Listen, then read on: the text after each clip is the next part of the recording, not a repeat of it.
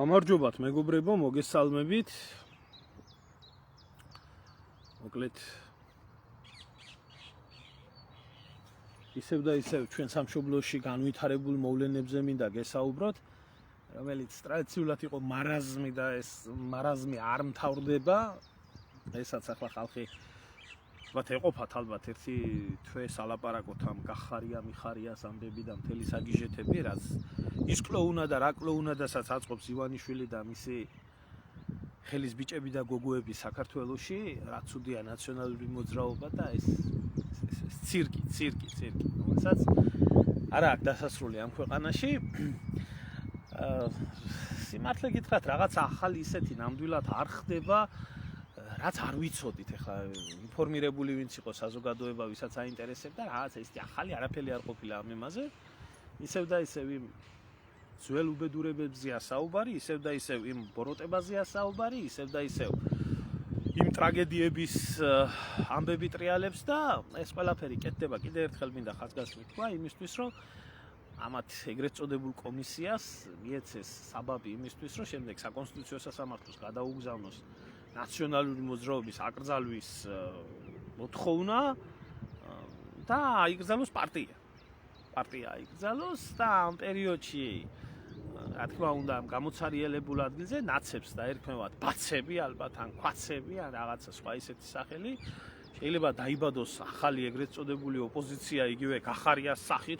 გახარია ხო მაგარია, ნახეთ კოცები რა მაგრა აკაჩავა და გაგრძელდეს ეს მთელი ნაგავი ისევ ეს მიიწეპოს გახარიამ და იყოს ეგეთი ნაგავი ოპოზიცია ყავდეს და გაგრძელდეს ეს ყველაფერი. ამაზე არცღის უბრალოდ დიდხანს გაჩერება, მაგრამ მე ახლა ცოტა იმაშიც მეპარება, სიმართლე გითხრათ, ეჭვირო ნაციონალურ მოძრაობას ესენი აი ხანი კიდე ვერ აკრძალავენ, იმიტომ რომ გუშინ ახლა გამოხდა კოცების ტოპ-ტვინი, ასე რომ ვთქვათ, თუ ამათ უყვართ ბარბარიზმებით ლაპარაკი, ლიდერშიპი, თუ რა ვიცი, კოცების ისტაბლიშმენტი, თუ რა სიკვდილი ქვია ამათ, მოკლედ კოცების ერთ-ერთი ლიდერი და გამოაცხადა ესეთი რაღაცა, რომ იძახდა ეს ვირთხა, რომ იძახდა იმას, რომ ნაციონალური მოძრაობაო შემდეგ არჩევნებში არ კი არა ვერ მიიღებსო მონაწილეობასო, იმიტომ ჩვენო მასო ავკრძალავთო და ასე შემდეგ და ისე შემდეგო და ეხლა გუშინ შეცვალა უცებ პლასტინკა და ნაცებიო და ისინიო კიდე ერთხელ მიიღებენო ახლა ადგილობრივშიო მონაწილეობასო და ამით ახლა და მომდევნოშიო მერეო ავკრძალავთო. ახლა ამაცა და აქვს ინდისი ნამუსი მის გადაფურთხებულს ასჯერ ალოკავენ და ავიცი მის მოსაქმებულ შეჭამენ, საქმეზე რო დაჭირდეს, ბიძინამ რო დაავალოს და ხალხს გაუკვირდა, მე არაფერი არ გამკვირებია რა, ხალხი გასაკვირი 2012 წლიდან ასე მიმდინარეობს ყველაფერი. ნაცების გასასამართლებლად მოყვანილი პოლიტიკური ლიდერი და ძალა იმ წუთში ნაცებს შეუძრა უკანალში და ასე გრძელდება და ასე მიმდინარეობს ეს ყველაფერი და ახლა ამას ვინ მიცა კაცობა და ამას ვინ მიცა ადამიანობა, რომ პოლიტიკაო ახლა იტყვიან ეს ქართული გაგებით, იტყვიან რომ ეს თურმე მაგარი პოლიტიკოსია ეს თურმე და ის კიდე ჩიჩილაკა მაგარი პოლიტიკოსია თურმე და ამას საქართველოში ამას ქვია პოლიტიკოსობა. დღეს რომ ხალხს გამოხვალ საჯაროდ მიცემ პირობას და ეტყვი და შეპირდები ყველაფერს და მეორე დღეს გამოხვალ და ხალხს ისევ ეს მოატყუებ, ამას ქვია პოლიტიკოსობა და ამას რომ შეიდგებ და შენ თანამდებობაზე დაჯდები და გააგრძელებ ცხოვრებას. მოყვება ამაზე ღმერთო დალოცე ბატონი ბიძინა მიშა მოგვაშორა და ვიცით ეს სეტურის დაზომბირებული სირი ხალხი. აი ესე იქნება რა ახლა ჯერ ელოდებიან ახლა კიდე რაღაცებს და ალბათ ესეთი ფანდი აქვთ, რომ აი ჯერ არჩევნებში გავაფარჩაკებთ ნაციონალურ მოძრაობას, რომ არავინ არ აძლევს ხმას და მერე ავკრძალოთ. ამისთვის ხდება ეს ცირკი, მოკლედ შეეგუეთ ამ ცირკს, უყურეთ ამ ყველაფერს. ღმერთმა დაგლოცოს ბატონო ბიძინა, ასეთი საქართველო, ასეთი ზნეობრივის და მორალის საზოგადოება მივიღეთ, ასეთი პოლიტიკური კლასი მივიღეთ, ასეთი საზოგადოებრივი ცხოვრება მივიღეთ და როგორიც არის ლიდერი და როგორიც არის პარტია, ისეთი საზოგადოებრივი ცხოვრება არის საქართველოში. დანარჩენზე რა ვიცი, რა გითხრათ. ვისაც მოგწონთ, მე ხო მეუბნებით, მე ყველას უაგინებო. ხო მეუბნებით, რომ ყველას აგინებო და არავინ არ მოგწონსო და თქვენ ხო არ აგინებთ ყველას. თქვენ ხომ მოგწონს და იცხოვრეთ მე ასეთ საქართველოში.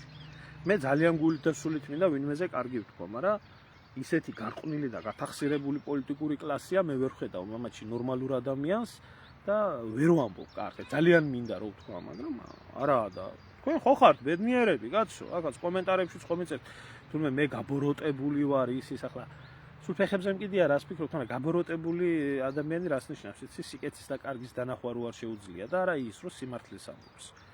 მაგრამ როგორი ნაგავიცა, ქოცური ხელისუფლება და ქოცნაცური ეს პოლიტიკა და თქვენ ხართ მისი მომხრეები, აი ისეთივე ნაგვები ხართ თქვენ.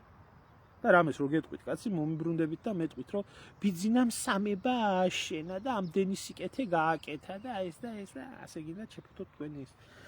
მოკლედ დღეს სხვა რაღაცაზე მინდა გესაუბროთ, რომელიც ასევე ძალიან ტრიალებდა ეს დღეები არის სოციალურ ქსელში, ისევე სამ კომისიიდან გამომდინარე, საქმე ეხებოდა აფრასიძეების ისტორიას, რომელიც ისედაც იცის ნორმალურმა საზოგადოებამ, რა მოხდა, როგორ მოხდა, რანაირად მოხდა, ამას ახსნა განმარტება არ ჭირდება, მაგრამ ну ახლა ქოცებმა ისევ შემოაგდეს ეს ყველაფერი საზოგადოებაში, ხელახლა ეს გარდაცვლილი ხალხი, ხელახლა ეს ტრაგედიები უნდა ასმენიონ ქვეყანას და ხელახლა მე საზოგადოების მეორე ნაწილს უნდა ალანძღიონ ეს ხალხი და ეს ცირკი, ეს ბოროტის ცირკი უნდა გაგრძელდეს.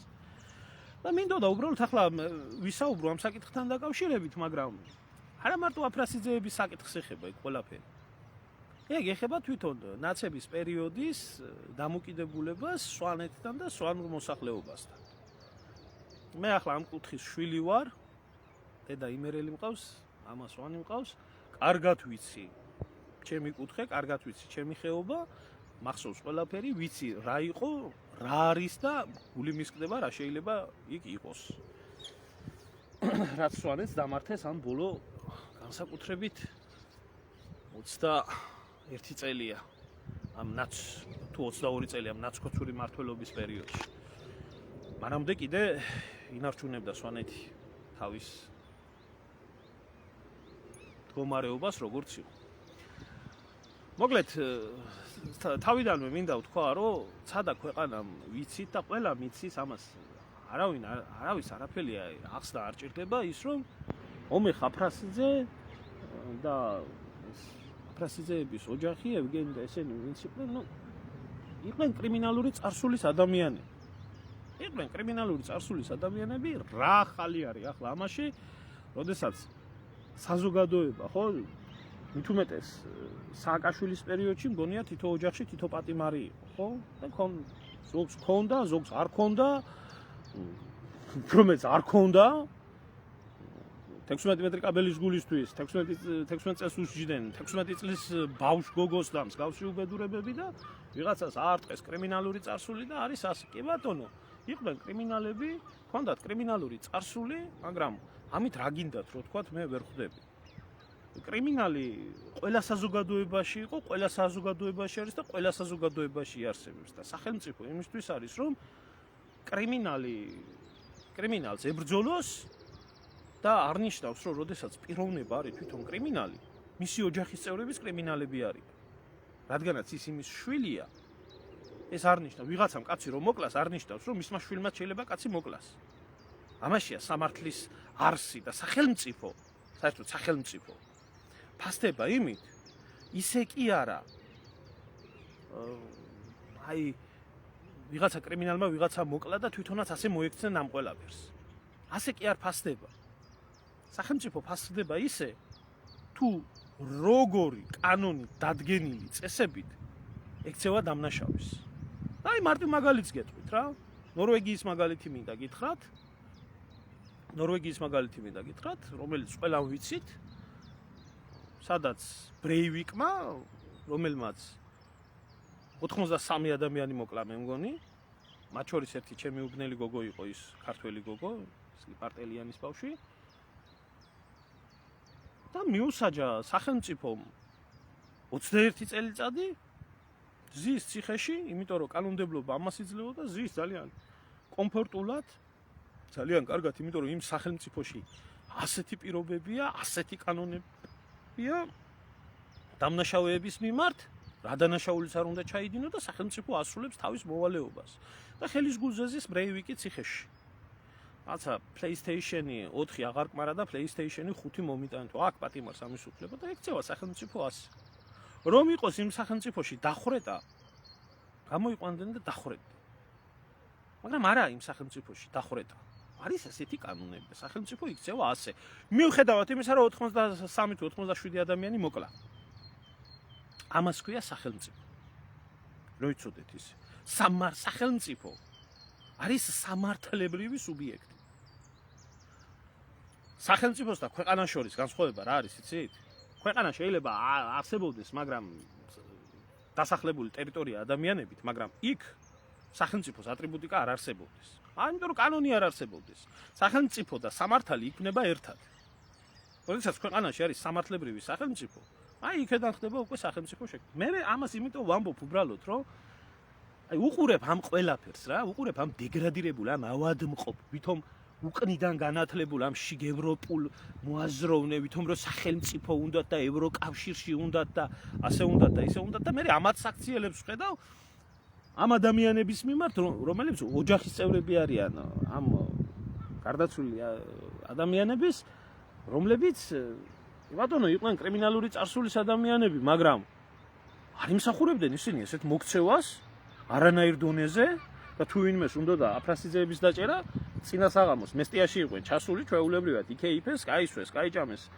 ხო და კაციშვილმა არაფერი არ უთხრა და მეორე დღეს 400 სპეცრაზმელი და თვითმფრინავები და ისინი დაესხნენ თავს და იქ რო სავსე იყო, გავსებული იყო ის ოჯახი ბავშვებით, ქალებით, ეს არავინ არ გაითვალისწინა. არავინ არ გაითვალისწინა. რატო არ გაითვალისწინა? ამას ცალკე ვისაუბრებ, ცოტა იქეთ. რა იყო ამ ყველაფრის არსი და მიზეზი? მე ცოტა ხანი მოусმინე, დიდხანს ვერ მოусმინე ამ ყველაფერს და მოусმინე შვილიშვილის ამ ცხონებული ადამიანის, ესე იგი შვილიშვილის ისტორიას და მის მონაყვრს, რომელიც იყო მაშინ ბავშვი. ლედი აფრასიძე იყო, მე მგონი ასე ქვია იმ ბავშვს. აი მე ჩემ კუთხეს კარგად ვიცნობ და კარგად ვიცი რას ქვია სვანურ ოჯახში აღზრდილი ადამიანი, სვანური ტრადიციით, სვანური წესით და ქალს რო ქალობა ეტყობა და კაცს რო კაცობა ეტყობა და მინდა პირდაპირ გითხრათ. მე იმ კომისიაზე, რომელ კომისიასაც თქვენ მართავთ, იმ გენერლებით დაწყებული, დამთავრებული იმ თქვენი პოლიტიკური კლასით, მე ასე დალაგებული, ასე მოაზროვნე, ასე სამართლებრივად გამართული საუბრით, ასე მაღალი ინტელექტით და თავშეყავებით ადამიანს იქ ესაუბროს, მე ჯერ არ შემხვედრია და არ მომისმენი. და იმ ბავშვს ეტყობა კრიმინალების ოჯახში გაზრდილი და იმ ბავშვს ეტყობა მართლა დამნაშავეთა სამყაროს ოჯახიდან გამოსული და წრიდან გამოსული ადამიანს და თქვენ გეტყობათ, ბიჭო, რომელიმეს გეტყობათ თქვენ რაიმე კაცობის, ადამიანობის, განათლების, პატრიოტიზმზე და ამაზე აღარ მაქვს საუბარი. აღდათ არა მაქვს ამ ყველაფერზე საუბარი. აი, მოусმინე მე ამას. მოვისმინე მისგან პასუხები ბავშვი, რომელიც გაწირა სახელმწიფომ, იმის გამო რომ იმას ბაბუა, კრიმინალი ყავდა და ასე შემდეგ. და მიუხედავად ამ ყველაფრისა, ამდენი წლების შემდეგ ბავშვი გაიზარდა და ჩამოყალიბდა და ყველაზე ნათლად მოაზროვნე ბავშვი ეს ბავშვი აღმოჩნდა იქ. მთელი იმ ისტორიებს, რასაც უყურებდით და რასაც უყურებთ, თუ არ გიჟღერთ, გადაახვიეთ და ნახეთ, მე დიდი ხანი არ უყურე ამ ყველაფერს, მაგრამ რაც უყურე, ჩემთვის ამ მიხარია, რომ აი ჩემ ქვეყანაში ესეთი მოზარდი ახალგაზრდობა, თუ არიან ესეთი ნაგოები, არიან ესეთი ადამიანებიც რა. ხო და თუ ვინმეს უნდოდა იქ, რატო ვამბობ ამ ყველაფერს? აფრასიძეების აბრასიძეზე, რომელზეც ერთზე იყო ძებნან გამოცხადებული. მისი დაკავება უპრობლემოდ დააკავებდა, მაგრამ ეს არ იყო ამათ არსში და ამათ აზრში. და რატო არ იყო? რატო არ იყო? ან დღემდე რატო არის ეს ყველაფერი? ან დღემდე რატო არის მაგალითად ისტერიკა?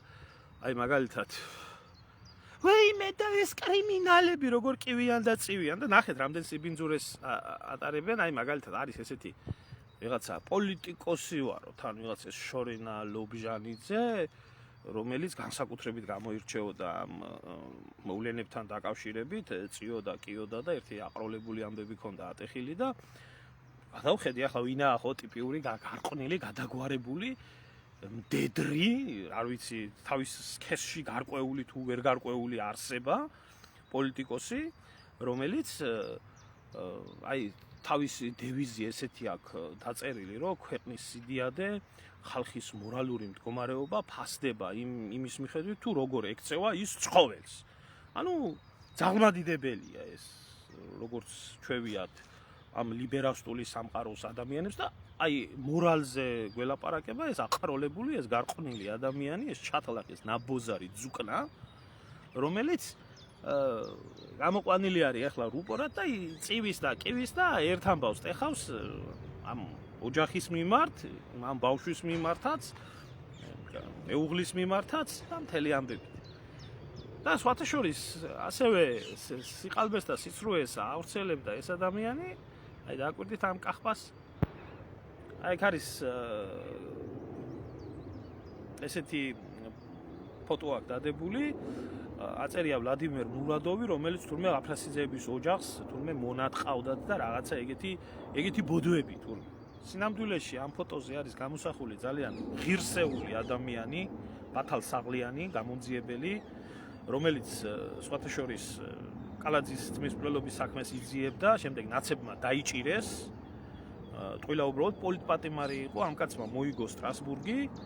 ახლა გარდაცვლილია აცხონოს ღმერთმა და თუ შეიძლება ითქვას, რომ იყო ადამიანი ჩინოვნიკიც და იყო ადამიანი კაციც, ამ კაცში იყო შესავებული ყველაფერი და გადაარქვეს ახლა ეს ყველაფერი და აფრიალებენ, რომ ესეთ სიბინძურეები გაავრცელონ. აი ამ გარყვნილმა კახბებმა, რატო აკეთებენ ამას? ახლა ვეგეთქვით. ანუ საფლავშიც არ აყენებენ იმ ადამიანებს, ჯერ ხო არ ვიცი, აცა სადისტური მკვლელობით, სადამსჯელო მკვლელობით და 1000 უბედურებით მოკლეს ეს ხალხი ზედუნდოდათ ალბათ ამ ბავშვების მიყოლებას, მაგრამ ღმერთმა გადაარჩინა და ასე შემდეგ. მარტივი მიზეზი არის აქ და განსაკუთრებით სვანებს მინდა უთხრა რა, აი. ბიჭო, სააკაშვილი, რომელიც არ იყო ტომით ქართველი, არ იფიქროს ვინმემ, რომ მე ვერჩი რომელი ტომიდანაც იყო ის იყო მისი გენის, მისი შტოს მოღალატე, რომელმაც საკუთარი გვარი ვერ აიტანა და გადაიკეთა და იყო სომეხი. ყავდა გვერდით ასევე არაქართველები და ებრაელი იყო ასევე იაკობაშვილი, ებრაელი იყო ის კეზერაშვილი. აი ეს ნაგავი, რომელი ნაგავიც განსაკუთრებით ჩანს და მონაწილეობს ამ საქმეებში პარამიძე, არც ეს არ არის ქართველი, ესეც პრიბალტიკელი იყო, ანუ ბალტიის პირელი და არ ვიცი ლიტველია მე მგონი წარმოშობით, ნაშვილებია, ჩამოყვანილია, მე აქეთ და გვარი აქვთ მიცემული და გაზრდილი ყავთ ასე. სინამდვილეში არც ეს არ არის ქართველი და აი ესეთი არაქართველების გუნდი იყო სათავეში. რომლებსაც ჰქონდათ გენეტიკური ზიზღი ქართველი ერის და თუ სად იყო ეს გენეტიკურად ყველაზე მეტი წმინდა და სუფთა ქართველობა შემორჩენილი, ეს არავისთვის სიახლე არის, ძირითადად ეს არის საქართველოს მთიან რეგიონებში და სვანეთი ამ ხრივ გამოირჩევა განსაკუთრებით, იმიტომ რომ სვანეთში დამპყრობლები ყოფილან, სისხლი შენარჩუნებულია, გენი შენარჩუნებულია, აზროვნება შენარჩუნებულია, ისტორია შენარჩუნებულია, ყველაფერი შენარჩუნებული არის და განსაკუთრებული ზიზღი ამ ხალხს ჰქონდა სვანეთის და სვანური მოსახლეობის მიმართ. რაც ნაციონალურმა მოძრაობამ, რაც აი ნაცებმა სვანებს მინდათ მოგმართოთ 2012 წელსაც იგივეს გეუბნებოდით, მაშინ როდესაც ამ წყეულებს ვედექით გვერდით და ღიათაც ვამბობდი ზემოშიც, ქვემოშიც და ყველგან. მე მიმიფურთხებია იმ სვანისთვის, განსაკუთრებით სვანისთვის. ვინც ნაცი, ან ახლა არის ნაცი. ან მიხეილ სააკაშვილიძე ამბობს რამე კარგს. და ან ნაცების მხარდამჭერი. მიმიფურთხებია თქვენთვის. და რატო აგიხსნით? რაც მიხეილ სააკაშვილმა და ნაციონალურმა მოძრაობამ სვანეთს და სვანებს გაუკეთა, მსგავსი ბოროტება, მსგავსი ზიზღი, მსგავსი, აი არასდროს საქართველოს ისტორიაში არ ყოფილა მსგავსი რამ. ხალდეს ტრაგედიაც რომ მოხდა, მაშინაც კი მიუხედავად იმისა, რომ სოფელი გაასწორეს მიწასთან, მაშინაც კი არ ყოფილა სვანეთის და სვანების მიმართ ასეთი ზიზღი და ასეთი ბოროტი დამოკიდებულება. არ ყოფილა. და პირიქით, ის ხალხი, ვინც იყო ჩამოიყვანეს, გადაასახლეს, სიცოცხლე შეუნარჩუნეს და ასე შემდეგ. მიუხედავად იმისა, რომ დაანგრიეს იქაობა. ბიჭო, რაც მიხეილ სააკაშვილმა და ნაცებმა სვანეთს გაუკეთა. კოდორის ხეობა ხო თხასავით გაყიდა. და როგორი მოვლენები მიმდინარეობდა კოდორის ხეობის გაყიდვაზე, ეს ხო ყველას კარგად გვახსოვს. აფრასიძეების ოჯახი და სოფელი ეცერი დაბომბეს და გაასწორეს იქ მიწასთან და როგორი მკვლელობები და უბედურება დაატრიალეს, ეს ცალკე. მერე საფლავები რო ამოთხარეს, მიცვალებულს მაინც როგორ ეხებოდნენ. მიცვალებულს საფლავები ამოთხარეს და მე-19 საუკუნის საგვარეულო სასაფლაოდან ამოღებულ ძვლებზე ამტკიცებდნენ, რომ ისო კალაძის ძმაო აქ ყავდათო მოკლული და ჩამწყვდეული და დამარხული. ხო გახსოვთ? საფლავს მაინც არ შეხებია ბიჭო, არავინ, არასდროს. თელ საქართველოში.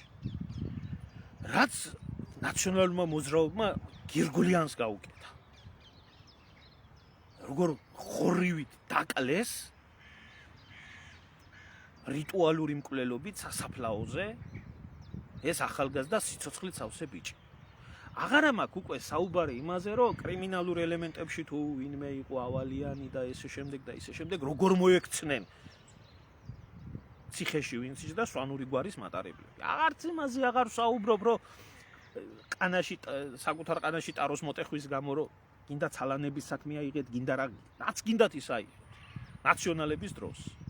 და საბოლოო გვირგვინი როგორ დაასვა ყველაფერი უბედურება სვანეთს აიტანა იქ, რა ქვია, ჯოჯო, სპილოზე ამხედრებული თამარ მეფის ძეგლი და ეს ჯოჯო სვანეთისთვის და მთელი საქართველოსთვის, მაგრამ სვანეთისთვის განსაკუთრებულად წმინდა მეფე თამარ მეფეც კი შეურაცხყო და სპილოზე ამხედრებული ჯოჯო დადგა იქ. და ეს ასირცხვილი, რომ დღემდე ეს ჯოჯო იქ დგას მესტიის ცენტრში. ეს ასირცხვილი, ეს თითოეული სვანის სირცხვილია, მე პირადად ჩემი აზრი ასეთი და მიმიფურთხებია თეატრულუკიანისთვის, მით უმეტეს ქალი კულტურის მინისტრი იყო, ის რო იქედან არ მოაცილა. თუმცა სიმართლე გითხრათ და არ მიყვარს ტყუილი და დასამალი აქ არაფერი არა, ის რო აქამდე დგას, ესეც მიყვირს, რომ ეს მესტიის მოსახლეობას ეს არ აწუხებს. აი ვერ ხვდები. რატო არ გაწუხებთ? და როგორ აჩერებთ საერთოდ იმას იქ? ახლა თუ რომელიმე ნორმალური სვანი გამოვა და ამის ახსნა არის შესაძლებელი და ამას ამიხსნის, ჩემს სიტყვებს წავიღებ უკან. მაგრამ ვერ ამიხსნეს, იმიტომ რომ ამას ახსნა არ აქვს. და ეს ყველაფერი ჭირდებოდათ იმისთვის, ეს მთელი უბედურება იმისთვის ჭირდებოდათ, რომ ეს იყო სადამსჯელო ოპერაცია. ყველამ კარგად იცოდა, რომ სვანები ასე მარტივად არ დაუხრიდნენ თავს ამ რეჟიმს და აი ესეთი სადამსჯელო ოპერაციები უნდა ჩაეტარებიათ სვანების მიმართ და კიდე ერთს მივამატებ დათო ცინდელიანის ოჯახს რაც გაუკეთეს, ტყვია რო დააჭედეს შუბში და ზღვაში რო გადააგდეს თევზების აჯიჯგნად. საფლავიც რო არ აქვს მის დედას. ეს კიდე ცალკე. ამას ეს იყო ჩადებული, დაგეგმილი ბოროტება, მთელი ერის შეთქმულება იყო ამათი არსებობა და განსაკუთრებით სვანების მიმართ. ახლა ამდენი ბიჭო ბოროტება ისტორიულად ვერცერთ მტერს ვერ გაუკეთებია, მაგრამ ის მტრები თუ მოდიოდნენ გარედან და მოდიოდნენ ცეცხლით და מחვილით და თუნდაც კოდორის ხეობამ კიდე იმ უბედურ 90-იან წლებშიც დაამტკიცა და დაადასტურა ის, რომ სვანებს საკუთარი კუთხის დაცვა კბილებით შეეძლოთ. და მიუხედავად იმისა შეიძლება ყველაფერი გაგეყიდა, მაგრამ ამ ხალხს ვერ იყიდიდი ამ ხალხს. იგივე პრობლემას წარმოადგენდა სვანური ელემენტი უდაბნოში, თუ არა დიდი ხნის უკან იქნებოდა დავით გარეჯი მთლიანად გადაცემული. იგივე პრობლემას წარმოადგენდა სვანური ელემენტი ყოველთვის ბოლნიში, დმანისში, გარდაბანში, მარნეულში, რომელიც რო არ ყოფილიყო პირდაპირ რო არ ყოფილიყო იქ კომპაქტურად ჩასახლებული სვანური მოსახლეობა. აი ეს შექმნიდა იმის საშუალებას, რომ ეს ტერიტორიები დიდი ხნის წინ იქნებოდა გასული ისე როგორც გავიდა აფხაზეთი და სამაჩაბლო და ესე შემდეგ. აი ეს იყო ამათი მთავარი ამოსავალი წერტილი. სვანეთის და სვანების მიმართ ზიზღი უნდა ყოფილიყო სპეციალური სადამსჯელო ოპერაციები, რომელიც სპეციალური სადამსჯელო ოპერაციებიც გატეხავდა ამ მოსახლეობას შიგნიდან მოსული მტერი საქართველოს სახელით. შემდეგ აგერ კვიციანის და კვიციანების ოჯახის და კოდორის ხეობის ამბავით როგორ დაგვირგვინდა ეს ყველაფერი, გამოაცხადეს სამშობლოს მოღალატედ, მტრად, 1000 სიბინძურეები დააბრალეს, როგორც ახლა ფასიზებს თავისი წოდები მარათ, რაც ჰქონდათ კრიმინალური ჩადენილი, მაგრამ ამას რო აბრალებენ, რა ქვია ისო მონატყავდათო ვიღაცეებიო და მსგავსი 1000 სიბინძურეები და კალაძიცმა მოკლული ყავდაო და დამარხული ყავდაო და ასეთი სიბინძურე ამათი დაბრალება შეიძლებოდა? იმიტომ რომ კოდორის ხეობა მე უნდა გადაცემოდა. ისე უნდა მომხდარიყო, როგორც მოხდა 2008 წელს. და ზუსტად ამას უშლიდა ეს სვანური ელემენტი ხელს. არ არსებობს ისტორიას, თქვენ მე ვერ დამისახელებთ ისტორიას, რომ აი რამდენი შეიძლება ცუდი რაღაცა და ნებისმიერ კუთხეს ყავს ცუდი შვილი და ლამის თითქმის თითო ოჯახში არის ერთი შემარცხვენელი, ხო? ლამის მინიმუმ თითო გვარშია თითო შემარცხვენელი, მაგრამ არ არსებულა საქართველოს ისტორიაში, როდესმე რომ სვანკაც ღალატი ჩაედინა. არ ყოფილა ესეთი. ამიტომ იყო ამათი მთავარი სამიზნე და ამათი მთავარი გასანადგურებელი სვანეთი. ახლა რასაც ძალით მოერეოდენ, ნაწილს ეგერ აყრიდენ მოსახლეობას, როგორც უნდა აყრილიყო ხაისში და იმაში, რა ქვია, ჭუბერში და იმაში, იმ სოფლებში, იმ ხეობაში და ხუდონი უნდა აშენებულიყო, რაც დარჩებოდა ნაწილი ტერიტორია გადააქცევდნენ სატურისტოდ და რა ქვია, ამოვიდოდა ტურისტი და უი რა ლამაზია მთა, უი რა ლამაზია კოშკი, რა ლამაზია ეს და ამათ შეჭამდნენ, შესვამდნენ და წავიდოდნენ და ბღუჯაო ფული ამოიყო, ბღუჯაო ის ავანტყოფი რო ყავდა. всё, ახლა უცხოელს კი არა. ქართველს ვერ გაუგია სვანეთში რო ადის და ვეკითხები, ხო, აი ხა რამდენიმე რომ ვიყავი უშგულში რა ლამაზია, ასია, ისია და რა მოგეწონა ყველაზე მეტად თქვა და აუ იქ იქ კოშკი რაღაცა და კითხვა თითქმის არავის არ გაჩენია. შეკაი დედმამიშვილო. ერთი კითხვა როგორ არ გაგიჩნდა რა, ახლა 21 საუკუნეში ამ გზიანობის პერიოდში ამ სასტრაფო იქნება, საკვები იქნება, რამე იქნება. ახლა რთული აქ ცხოვრება და მე-12 და იმ ძველ დროში, იმ საუკუნეებში, როდესაც აქ ხალხი ცხოვრობდა, რისთვის ცხოვრობდა, იმისთვის ცხოვრობდა, თავისუფლება უნდოდა და თავისუფლების გამო ცხოვრობდა იმ თაში, სადაც შეშაც კი დაღმართიდან აღმართში უნდა ამოიტანო. ხე არ იზრდება. რამხელა თავისუფლების სურვილი და რამხელა თავისუფლების სული იყო. ამ ადამიანებში, ვინც აქ იცხოვრა, ეს ვერ გაუგიათ. უცხოელს რა უნდა მოვთხოვონ ეს? ამიტომ ეს ყველაფერი უნდა გადაგვარებულიყო.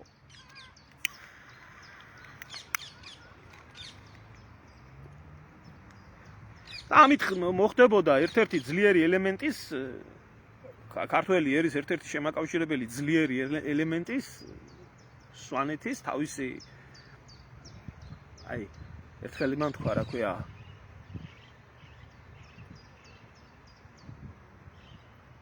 თემურ ქორიძემ საწყალმა ეს რა საშინელი პრეზიდენტი ყავსო გამოდისო და იძახისო რომ სვანეთი არის ევროპა.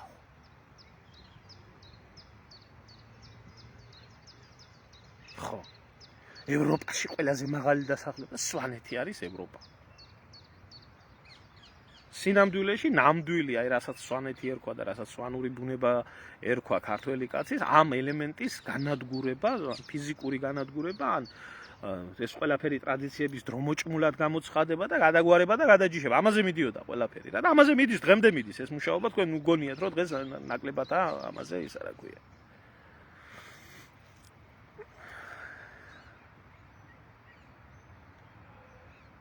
ხო და გავაკეთეს აი ამის გამო.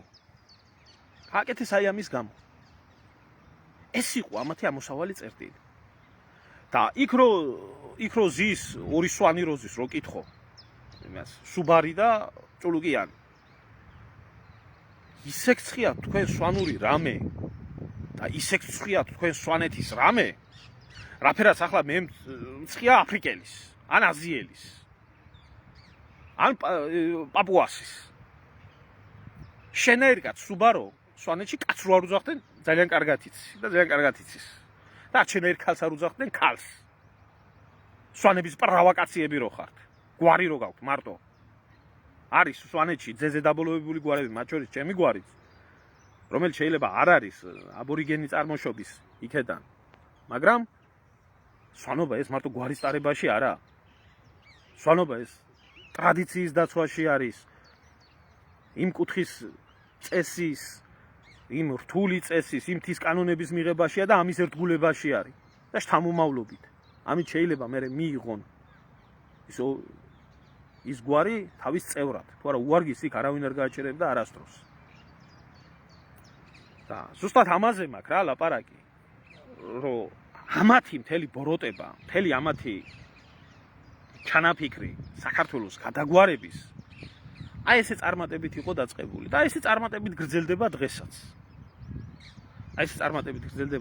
და ეს რასაც ვხედავთ ამათ შემთხვევით არ აქვს ჩაბარებული სხვათა შორის რომ აი სვანები არიან სვანური გვარები აქვთ და ამათმა უნდა წარმართონ სამართალი სვანურ სამართალთან რა შეხება უნდა კონდეს ან სუბარს ან ჭულუკიანს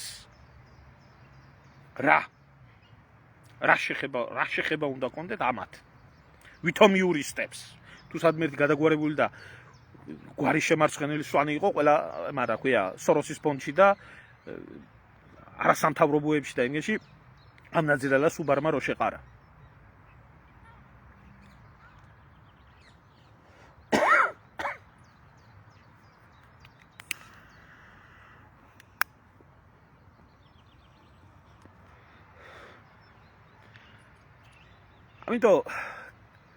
ამიტომ არ მჯერა მე ამ ყველაფრის და ამიტომ არის ეს სირცხვილი და ამიტომ არის ეს სიკვდილი ჩვენი ერის რაც ხდება რასაც თქვენ პოლიტიკას ეძახით რითაც თქვენ მადლობელი ხართ იმიტომ რომ ომი არაა ქვეყანაში ესე იგი თავის დროზე იონე ოქროპირსა აქ ნათქვამი მშვიდობა რომელიცო ღმერთს ებრძვისო ის დაუნდობელ ომზე ბევრად უარესი არის და ეს მშვიდობა არის ეგრეთ წოდებული დღეს საქართველოში და ამით ხართ კმაყოფილი და ამით ხართ ბედნიერი და გააგრძელეთ ახლა ამ სიბინძურის ყურება გააგრძელეთ ამ სიბინძურეში მონაწილეობა მადლობების გადახდა ივანიშვილზე მადლობების გადახდა კომისიაზე და აბა თქვენ იცით ღმერთმა დაგლოცოს ბატონო ბიძინა მიშას დაწყებული დიად საქმეს შენც რო ასე წარმატებით აგრძელებ და აბა თქვენ იცი შენ მონებთან ერთად და ის მიშაც შენი მოთხრეული რო იყო ეს არავის არ უნდა დაავიწყდეს და თუ ოდესმე საქართველოში შედგება სასამართლო აი 90-იანი წლებიდან კი არა 91-92-დანაც კი არა 21 წლიდან უნდა იქნას ყველაფერი გამოძიებული მოსული დღე 90-91 წლებით შემდეგ გაგრძელებული ამათი სიდამპლით და ამ ყველაფერს უნდა დაერქვას სახელი რომ ეს ხალხი ვინც იყო სათავეში მთელი ამ ხნის მანძილზე იყო გენეტიკურად მოღალატეები ესენი იყვნენ არაქართველები ამათ ძუბდათ საქართველო და მათ შეასრულეს ყველაზე დიდი ბოროტი როლი ქართველი ერის მიმართებაში რაც ვერ შეასრულა თავის დროზე ვერც შაჰ-აბასმა ვერც თემურლენგმა ვერც მურმანყრუმ ვერც აბულკასიმმა ვერც მუსტაფა ლალა-ფაშამ და ვერც სხვა აღა მაჰმად ხანმა და მსგავსმა ათასმა დამპალმა ადამიანმა. აი, ამის თქმა მინდოდა მე. ამაშია საქმე და ამაშია უბედურება. და როდესაც ივიწყებთ თქვენი ქვეყნის ისტორიას და თქვენი ერის ისტორიას და რანი იყავით, რო არ იცით უკვე და რანი ხართ, გაზრებული რო არა გაქვთ, რა იქნებით მომავალში, არ ვიცით. იქნებით ესეთი ცხოველები, როგორიც ცხოველებიც არიან მარტო სმაჭამაზე და დროს ტარებაზე და უკნიდან ევროპელობაზე და კომფორტზე გადართული ხალხი. და ვერასდროს ვერ გაიგებ თქვენ იმას, რასაც ახლა მე ვლაპარაკობ. იმიტომ ეს თქვენი კომფორტის ზონას არღვევს და რაც კომფორტის ზონას არღვევს, ის თქვენთვის მიუღებელი. ამიტომ ღმერთმა კარგად აგიხოთ ივანიშვილმა ალღო, ღმერთმა თაგლოცოთ, ბატონო ბიძინათ, ეიკავეთ სანთლები. ეგერ სეთური წაგიძღვებათ, ეგერ კაკოიათა ბაგარი მუჯირის სახით გადააგწერთ პირჟვას და გააგრძელეთ ცხოვრება და გააგრძელეთ კომისია. აბა თქვენ იცით. მე კიდე ერთხელ ვიტყვი, მიმფურთხებია მაგ კომისიისთვის და მიმფურთხებია კიდე ერთხელ ვამბობ, ხაზგასმით ყველა იმ სვანისთვის, ვინც იყო და არის დღესაც ნაციონალური მოძრაობის მხარდამჭერი. აბა თქვენ იცით.